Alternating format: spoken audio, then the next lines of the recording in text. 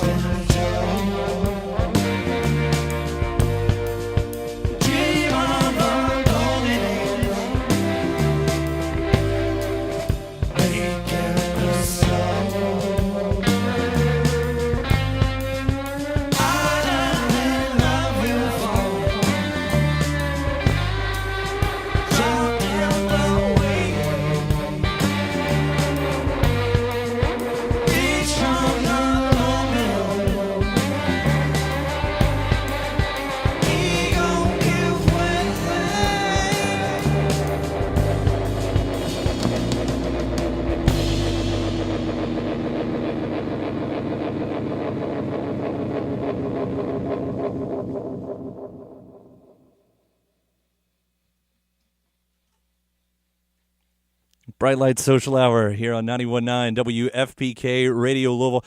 I paused because I'm so used to hearing the album where one song just bleeds right into the next song, and I'm not really sure where one ends and the next one begins half the time.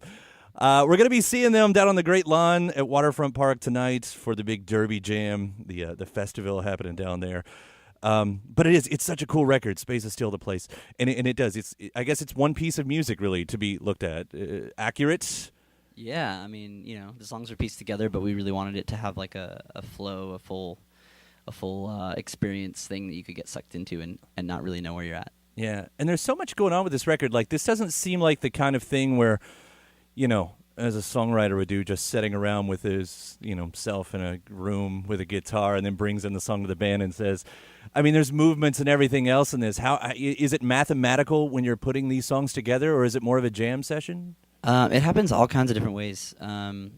Most of these songs, some of them came out of jams, and we just record 45 minutes of us playing, and one of us would just have a really long drive or something, go through it and be like, hey, there's this little section where the rhythm section's really good, let's use this, and then Kurt might throw a vocal melody on it, and then we talk about what does it make us think of and put lyrics all together. So it's very collaborative and come from all different kinds of places. Yeah, and those lyrics are kind of sneaky because they fit so well as a puzzle into the music that you guys are doing that you don't really. I mean, it's almost like the vocals are an instrument at first, and you realize that you guys are taking on some big issues on this record, maybe that doesn't show itself at first. Yeah, I think we kind of wanted this to feel a little bit more distant, like almost like a transmission from space. So we wanted the vocals to be a little bit more buried, a little bit more affected, and also, I mean, there's a lot of political kind of overtones of the music, and it's just so easy to get turned off by that when it's very overt. So we kind of wanted all of that to be a little more seductive and a little more inviting, and then if you are feeling it and you want to lean in a little bit closer, there's more for you.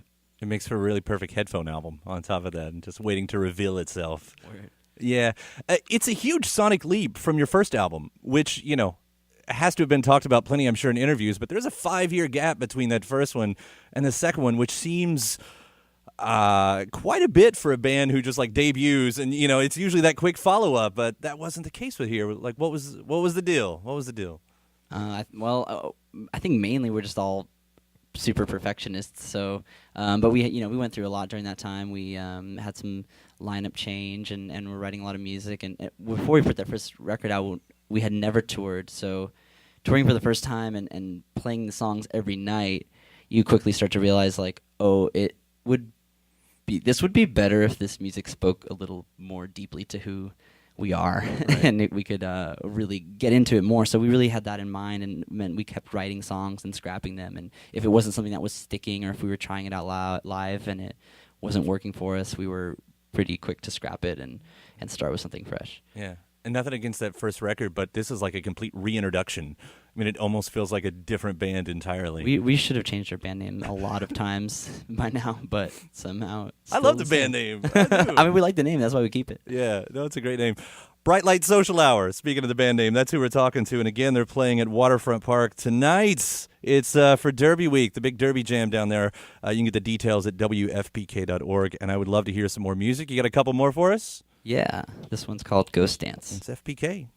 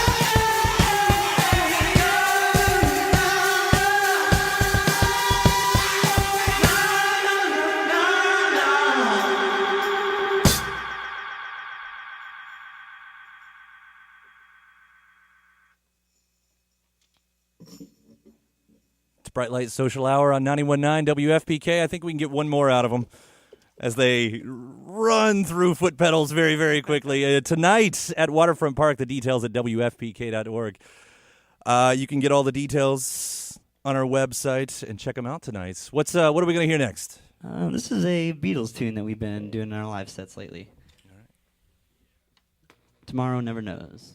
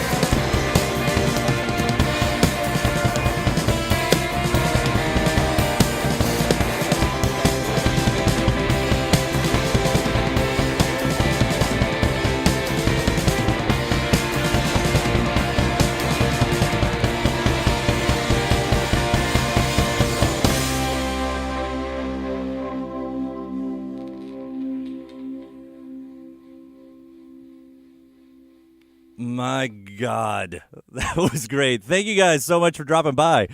Bright Light Social Hour here on 91.9 WFPK Louisville. You're in for something amazing, a real treat tonight on the Waterfront Line. So thank you guys for coming in again, and we'll see you down there. Thank y'all so much.